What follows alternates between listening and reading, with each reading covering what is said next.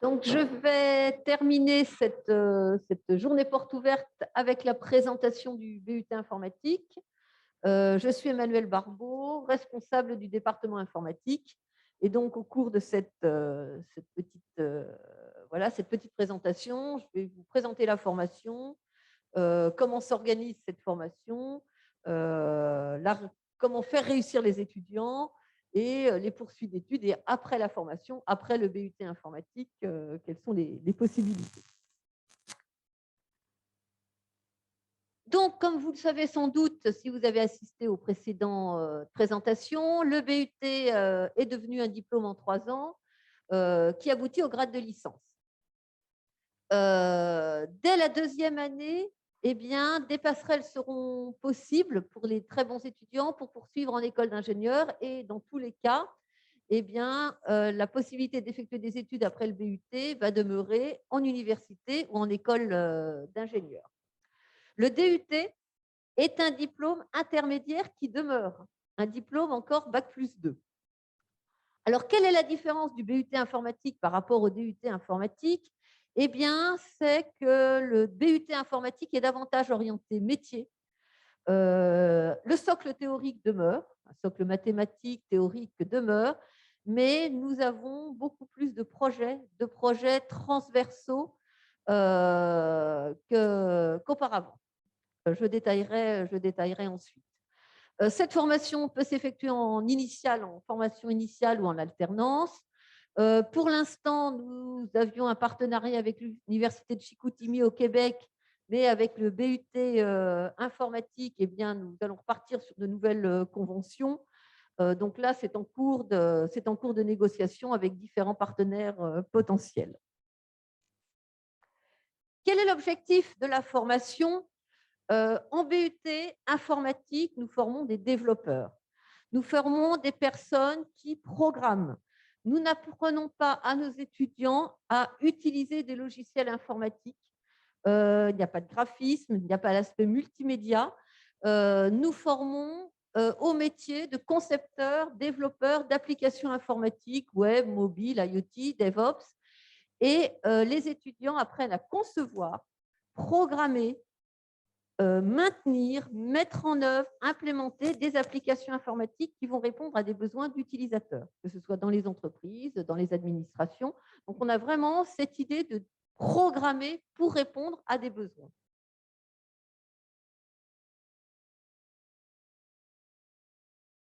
Donc, la formation s'effectue sur 3 ans, en 6 semestres, avec 2000 heures d'enseignement et 600 heures projet.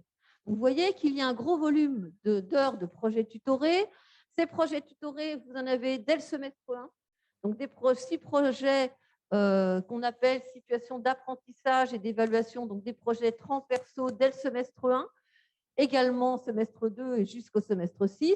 Et donc, à chaque semestre, un certain volume horaire de projets au cours desquels les étudiants sont en groupe, 2, 3, et au fur et à mesure, 4, 5, pour finir à 6, 7 étudiants par projet, confiés par des enseignants, avec des rendus de projet, et les étudiants travaillent à l'IUT en autonomie, mais sous la conduite d'une équipe enseignante qui aura proposé le sujet de projet.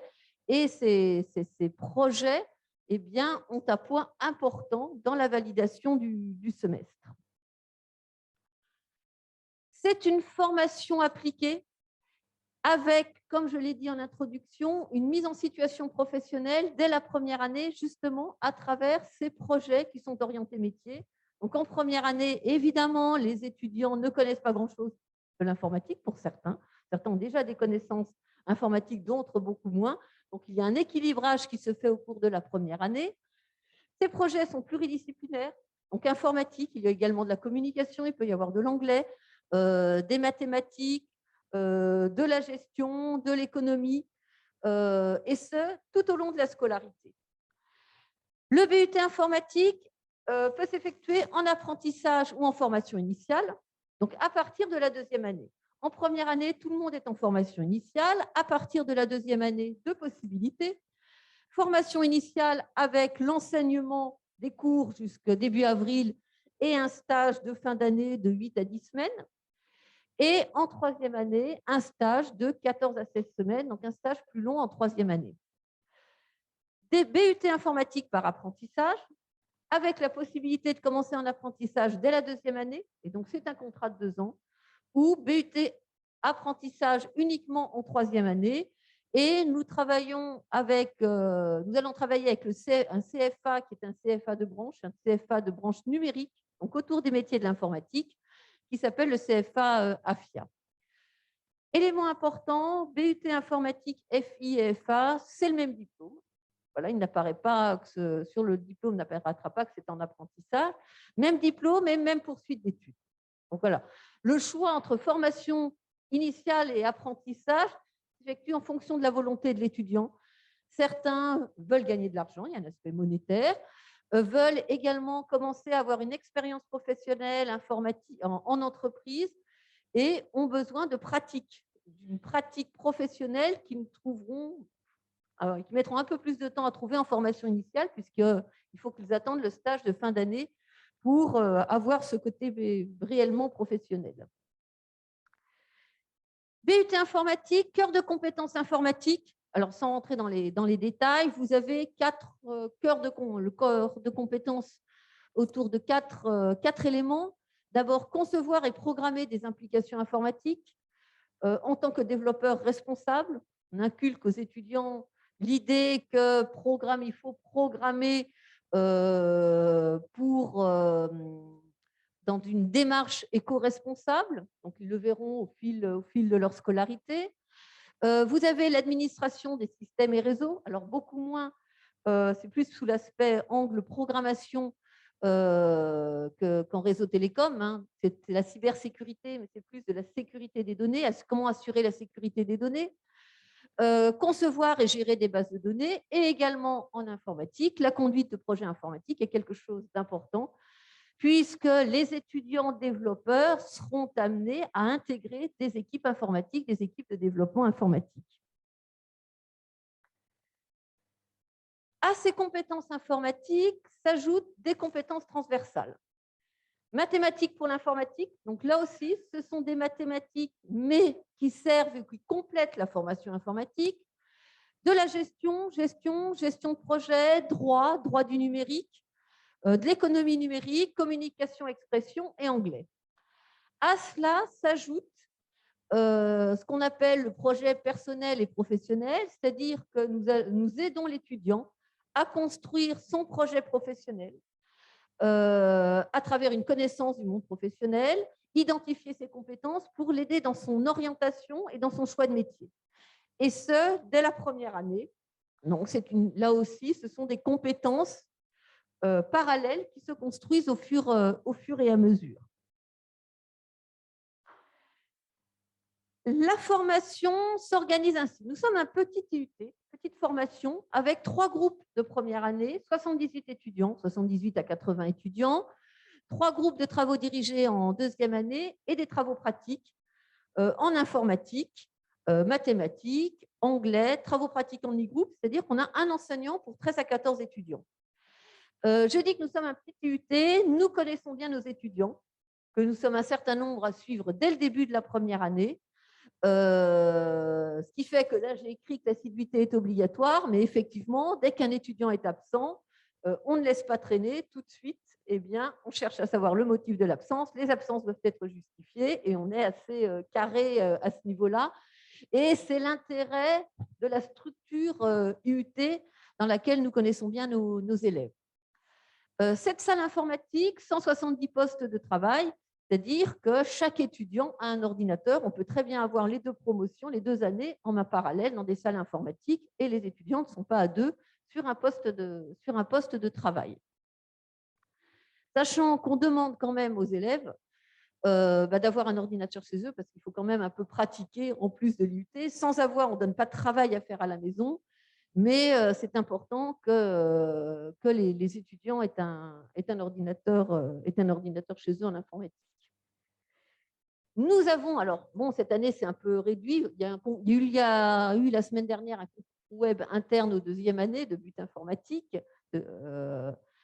Régulièrement, eh bien, entre tous les IUT de France étaient organisés ce qu'on appelait les 24 heures des DUT informatiques, qui deviendraient les 24 heures des BUT informatiques, mais je pense que ça n'aura pas lieu au présentiel cette année parce que c'est un peu compliqué à organiser. Donc, 3 épreuves sur 24 heures. Et pourquoi j'ai mis celle de 2018, c'est que les étudiants de l'unité de Bélizy ont gagné le concours en 2018 et ont été deuxième en 2019. Alors l'année dernière, nous avons réussi à organiser une épreuve en distanciel, mais je pense que là, cette année, c'est un peu compliqué. Comment aider nos étudiants à réussir en BUT informatique? Parce qu'on intègre une formation, mais c'est également pour sortir diplômé. Alors, chose nouvelle, les étudiants qui arrivent en première année de BUT informatique vont travailler autour de 6 compétences et l'objectif étant qu'à la fin de la première année, eh bien, ils aient acquis ces 6 compétences. Acquis ou avoir un minimum de notes dans ces 6 compétences, de notes s'approcher des 10, voire plus de 10, parce qu'une compétence acquise, c'est une compétence dans laquelle on a plus de 10. Et vous voyez que ces 6 compétences, elles ont pour objectif de s'insérer professionnellement ou alors de poursuivre des études, le cas échéant. Donc, quelles sont ces 6 compétences? Vous avez une compétence vraiment codage, développement, programmation, avec acquisition autour de, acquérir des langages de programmation. Une compétence qui est plus optimisée des implications informatiques, ce sont des cours d'algorithmie et de programmation renforcée. Une compétence plus administration, système et réseau. Une compétence gérer des données de l'information, je reviendrai dessus, et une compétence conduite de projet. Telles qu'elles apparaissent ici, ces compétences semblent toutes tourner autour de l'informatique. Mais dans le programme et dans le déroulement de ces compétences, dans le contenu de ces compétences, il y a des matières transversales. C'est-à-dire que si vous prenez par exemple la compétence gérer des données de l'information, une partie de cette compétence, de cette unité d'enseignement sera composée des cours de base de données, mais vous avez en première année une partie de cette compétence, c'est de l'économie numérique, c'est-à-dire que c'est moi qui ai assuré le cours, en faisant en sorte que les étudiants réfléchissent à la notion de données. Données, valeur de la donnée, protection de la donnée, c'est-à-dire que base de données, vous avez l'aspect technique, programmer, créer une base de données, mais vous avez également le contenu, c'est-à-dire que les étudiants ont dû s'interroger sur cette notion de données. Et c'est là où on retrouve cette transversalité qui n'existait pas pour le DUT informatique et que l'on retrouve pour le BUT informatique. Comment améliorer la réussite de ces étudiants? Eh bien, dès le jour de la rentrée, les étudiants sont accueillis en petits groupes par l'équipe enseignante. On leur présente la formation, on leur fait visiter l'IUT, pour que, bon, le site n'est pas très grand, mais pour qu'ils se familiarisent avec leur environnement. Nous mettons en place des innovations pédagogiques avec, justement, pour la partie programmation, qui est quand même le cœur de l'informatique, eh bien, des évaluations régulières, de la montée en compétences et également, certains collègues proposent des QCM d'auto-évaluation. Il faut que chacun progresse, acquiert des compétences au fur et à mesure, qui seront évaluées tout au long du semestre et également en fin de semestre avec des devoirs surveillés. Des ressources sont proposées en ligne. Alors évidemment, avec le distanciel, ce fut fort utile, mais même avec le présentiel, il y a des ressources et des outils en ligne. Des cours de soutien sont proposés en informatique et en mathématiques, l'ont été au semestre 1 et ils seront à nouveau au semestre 2. Donc, ce sont des étudiants les plus en difficulté. On leur propose, ce n'est pas obligatoire. On pourrait rendre obligatoire, mais on a choisi que ça reste sur la base du volontariat. Eh bien, des cours supplémentaires en informatique et puis en mathématiques en fin de semestre. Tout repose sur la motivation. C'est-à-dire qu'on propose les outils, on propose du soutien, on propose du tutorat. Beaucoup d'élèves y vont. Certains n'y vont pas, entre guillemets, ils prennent leurs responsabilités. C'est-à-dire qu'on ne va pas forcer, si quelqu'un n'aime pas l'informatique, on ne va pas le forcer à poursuivre en informatique, mais chaque étudiant est suivi par un tuteur enseignant, il y a le responsable des études, je suis là, et si on voit qu'un élève ne semble pas aimer l'informatique, eh bien, on réfléchit avec lui à une réorientation en se disant, voilà, en lui disant, tu n'es pas fait pour l'informatique, vous n'êtes pas fait pour l'informatique, ou l'informatique n'est pas fait pour vous, il faut trouver une solution. Voilà, donc on aide les étudiants à réussir en BUT informatique, mais on essaye également d'aider ceux qui veulent faire autre chose à réfléchir à cette autre chose. Voilà, donc c'est vraiment quelque chose de réflexion globale pour la réussite de chacun. Le rythme de travail, 25 à 30 heures de cours TD-TP par semaine environ. Donc des cours en amphi, travaux dirigés, travaux pratiques. Et également, je parlais des projets, les étudiants se retrouvent dans les salles de travaux pratiques en autonomie, travail en autonomie, avec des sujets à réaliser chaque semaine. Donc peut-être 4 heures, 4 à 5 heures de travail en autonomie par semaine. Et ceci tout au long des 3 années. Le contrôle continu, le BUT se déroule en contrôle continu. Contrôle continu, c'est-à-dire contrôle écrit, interrogation orale, des exposés, des dossiers, des devoirs surveillés au fin de semestre, mais des notes tout au long du semestre. On demande un travail sérieux et régulier tout au long du semestre. Un étudiant qui veut réussir, ce n'est pas une prépa, le BUT informatique, ce n'est pas une prépa. On ne donne pas du travail à faire d'une semaine sur l'autre. Donc l'étudiant est beaucoup plus autonome qu'au lycée. Tout se base sur la motivation et l'intérêt pour l'informatique. C'est-à-dire qu'un élève qui aime l'informatique, qui travaille régulièrement, mais sans travailler jusqu'à minuit non plus, eh bien, aura son diplôme. Mais on n'ira pas, si quelqu'un, entre guillemets, ne joue pas le jeu, on fait en sorte qu'il ait envie de réussir, mais sinon, tant pis. Voilà, c'est là où il y a la responsabilité de l'étudiant. Le BUT est une formation universitaire, donc chacun est autonome et doit se prendre en charge. Il y a quand même une prise en charge individuelle, sachant qu'on est là en soutien. Pour ce qui est du recrutement, alors la moitié de notre effectif est constitué d'étudiants qui ont eu un bac technologique. La réforme ministérielle, c'est 50% de bac technologique en BUT et 50% de bac généraux. Pour ce qui est du bac technologique, nous regardons le niveau général de l'élève. Nous prenons des bacs STI 2D avec un bon niveau en mathématiques. Quand je dis bon niveau en mathématiques, c'est au moins 12-13 pour réussir en IUT. Et les STMG, nous en avons très peu, mais ça arrive. STMG avec un excellent niveau en mathématiques, c'est-à-dire plus de 18 de moyenne. Il y a vraiment une différence de niveau. Les bacs STI 2D réussissent moins facilement que les bacs généraux, notamment à cause des mathématiques et de la moindre habitude de travail. C'est-à-dire que si vous êtes en STI 2D actuellement, eh bien, sachez qu'il faut fournir plus de travail individuel pour réussir en BUT informatique. Il y en a qui réussissent très bien, qui ont de très, très belles poursuites d'études, enfin, vraiment, qui ont un très bon niveau. Mais à la base, eh bien, ça demande plus de travail personnel. Pour ce qui est du baccalauréat général, que regardons-nous? Eh bien, avoir un bon niveau d'ensemble en mathématiques ou dans une spécialité scientifique, en français, en anglais. Là, c'était notre premier recrutement d'élèves avec la réforme des lycées. C'est vrai que la moitié d'entre eux, on a eu un recrutement en prenant des élèves qui avaient fait maths en terminale ou en première. Mais on se rend compte que les élèves qui sont venus, CE, avaient suivi maths également en terminale. La spécialité NSI n'est pas obligatoire, c'est-à-dire qu'un certain nombre de lycées ne proposent pas NSI. Donc, on ne se focalise pas sur le profil maths NSI. On peut avoir fait sciences de l'ingénieur, voire physique-chimie, voire sciences économiques maths, SVT maths. Éventuellement, non, cette année, il n'y en a pas eu, langue, littérature et culture étrangère. Il y a 3 ans, la majeure de promo, c'était un bac littéraire. Elle avait fait des maths, mais c'était un bac littéraire. Elle était excellente en informatique.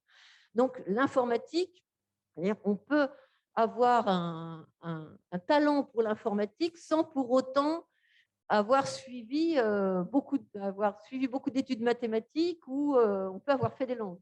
Après, tout dépend de la motivation, tout dépend du profil de la personne. Mais c'est quelque chose de possible. Que faire après un BUT informatique? Vaste question. Alors là, je vous donne l'état actuel des choses, dans la mesure où, comme vous le savez, le BUT informatique est un diplôme passé en 3 ans et que se pose la question de la poursuite d'études, notamment en école d'ingénieur. Première chose, l'insertion professionnelle immédiate après le BUT informatique est possible et sera plus facile qu'en DUT informatique. C'est-à-dire que les élèves à Bac+3 auront un diplôme reconnu et professionnalisant permettant d'intégrer facilement le marché du travail. Il y a une demande de développeurs à Bac+3. Donc la poursuite d'études n'est pas une fin en soi. Cependant, la majorité de nos étudiants actuels poursuit des études en école d'ingénieur, surtout en région parisienne, beaucoup plus en région parisienne qu'en province, où il y a beaucoup de formations niveau Bac+5 qui sont proposées aux élèves. Ce qu'il ressort actuellement, mais les discussions sont en cours, c'est comme je l'ai dit en introduction, à Bac+2, des poursuites d'études seraient possibles pour d'excellents étudiants pour une intégration directe en première année d'école d'ingénieur. Et ces étudiants sortant Bac+2 eh bien, obtiendraient le DUT, qui reste un diplôme intermédiaire. Ensuite, la majorité, enfin on ne sait pas d'ailleurs la majorité, les poursuites d'études sinon s'effectueront en Bac+3, et là c'est là où nous avons encore un point d'interrogation. Les poursuites d'études possibles restent master, doctorat à l'université, l'AMIAGE, un diplôme très reconnu en informatique également à l'université, les écoles d'ingénieurs. Quelles seront les poursuites possibles en école d'ingénieur à Bac+3? Nous ne le savons pas. Nous ne le savons pas encore. La réforme se met en place. On est en première année et les choses vont se faire au fur et à mesure. Mais il est évident qu'il y aura toujours des poursuites d'études possibles. Selon quelle modalité, nous ne le savons pas, encore. Une majorité d'étudiants poursuit en école d'ingénieur et plus de la moitié d'entre eux en alternance. C'est-à-dire qu'il y a vraiment beaucoup d'offres de contrats d'alternance et beaucoup de formations, notamment d'ingénieurs en alternance, et ils ont besoin, il y a vraiment une demande de nos étudiants en alternance au niveau ingénieur. Quelles écoles d'ingénieurs? Là, je vous ai mis voilà, un exemple d'école d'ingénieurs reconnue par la commission des titres d'ingénieurs. Vous avez l'ISTI sur le site. Et des écoles, alors nos étudiants poursuivent en école informatique. Très peu s'orientent vers autre chose. De temps en temps, on avait un ou deux qui partaient faire une école de commerce. Ça a été possible, il y a des concours vers les écoles de commerce. Mais nos étudiants se spécialisent en informatique au niveau ingénieur et vont très peu dans des écoles généralistes. Donc, quelle spécialisation? Eh bien, vous avez en cybersécurité, vous avez certains en big data, il y en a qui poursuivent vers la carrière de chef de projet. Enfin, voilà, une multitude de possibilités qui sont offertes après le DUT, enfin le BUT maintenant, le BUT informatique. Pour quels emplois? Bien là aussi, beaucoup d'emplois. J'ai listé ceux des dernières années, donc vers le développement d'applications, développement web, réseau, administration système, base de données, nous en avons moins. Cybersécurité, nous en avons un certain nombre, chef de projet, et même certains qui s'orientent vers des métiers plus technico-commerciaux ou ingénieurs d'affaires, c'est-à-dire qui ont les doubles compétences techniques et commerciales. Et vous voyez que les possibilités d'intégration sont très variées avec des perspectives d'évolution dans tout type d'organisation. Entreprises privées, publiques, industrielles, entreprises de services, services publics. Donc, vous voyez que le panel est large. Ce qu'il faut retenir du BUT informatique, et j'insiste dessus, c'est vraiment cette idée selon laquelle eh bien, nous apportons un socle, une base informatique dans le domaine de la programmation, c'est-à-dire qu'on donne les outils aux étudiants permettant de devenir de bons concepteurs et développeurs d'applications. Donc, si c'est la voie vers laquelle vous voulez vous orienter ou vos enfants veulent s'orienter, c'est parfait. Si après, votre enfant, vous vous dites « mais j'aimerais programmer des jeux vidéo », ça peut être une poursuite d'études, mais en UT d'informatique, on n'apprend pas à programmer des jeux vidéo. Ça ne pourra venir qu'en poursuite d'études. Voilà ce qui clôt ma présentation. Si vous avez des questions, je suis prête à y répondre. Oui? Oui. Alors, vous avez l'INSA Lyon en apprentissage, oui, et il faut être parmi les premiers ou deuxièmes de la promo. Et je crois qu'il y a aussi INSA Hauts-de-France, qui est une formation plus récente et qui propose également une poursuite d'études en informatique.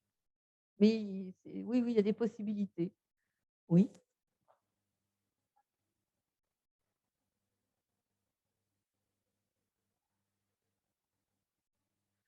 Non, non, non, non, non. Ça commence, enfin, c'est évoqué, on commence pas en première année, ce sera plutôt à partir de la deuxième et troisième année. Et quand je dis cybersécurité, ça sera plus l'idée selon laquelle nous apprenons aux étudiants à programmer en pensant sécurité, c'est-à-dire en assurant la sécurité des données, la sécurité des accès, mais ce n'est pas sécurité dans le sens éviter l'intrusion dans un système informatique. Enfin, voilà, on en parle, mais c'est de manière culture générale. Si c'est vraiment mettre en place des techniques pour empêcher les intrusions dans un système informatique, on peut empêcher les ransomware ou les rançongiciels, tout ce que ça sera plus réseau télécom. Voilà la différence entre les deux. Oui. Oui. Alors, on est en train, alors là, on avait juste un partenariat avec Chicoutimi, on est en train de tout remettre à plat avec le BUT informatique, puisque il faut re-signer des conventions de partenariat. Donc, à quel moment? Est-ce que c'est au semestre 4, au semestre 5, au semestre 6? Ça dépend également du programme, de notre programme qui est en cours d'écriture, en cours de finalisation. Donc, voilà, c'est dans les tuyaux. Mais je n'ai rien dit de plus parce que pour l'instant, je n'ai pas plus d'informations à vous donner. Oui.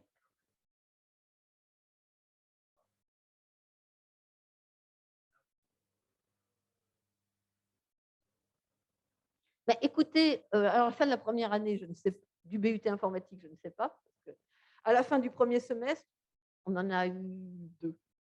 Un en début d'année qui a abandonné au bout d'un mois, donc je n'appelle pas ça, et un qui s'est réorienté en fin de semestre. C'est rare. Hein. D'habitude, en DUT, on avait beaucoup plus de demandes de réorientation en fin de semestre. Alors, est-ce un effet BUT? Je ne sais pas. Est-ce un effet voilà. On constate que nos étudiants restent et qu'on n'a pas de départ comme on a pu l'avoir en DUT informatique.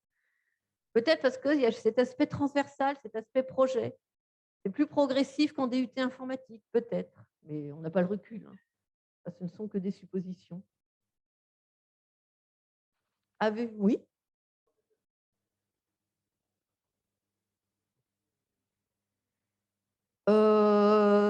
Beaucoup ont trouvé par les. On avait un pôle alternance et là, on va travailler avec le CFA AFIA et beaucoup, ce sont les entreprises qui nous contactent, entreprises ou organisations. On a aussi le ministère des Armées qui nous prend des apprentis ou la direction générale de la gendarmerie nationale qui régulièrement prend des apprentis. Donc, oui, ce sont des offres qui nous arrivent. On ne laisse pas les étudiants dans le grand bain en train de chercher leur contrat d'apprentissage. Voilà. C'est-à-dire, on aide à la rédaction du CV, entretien de motivation, enfin, lettre de motivation, entretien, etc. On a un groupe d'apprentis, 2 groupes en formation initiale, un tiers, 2 tiers. C'est un groupe, on peut avoir jusqu'à 26 étudiants. Et on n'a jamais eu les 20. Là, ils sont 19 ou 20 cette année. Et encore, compte tenu de la situation sanitaire, on a quand même 19 ou 20 apprentis cette année. Hein. D'autres questions? Bien, je vous remercie. Je vous souhaite une bonne fin d'après-midi et puis une bonne fin de week-end.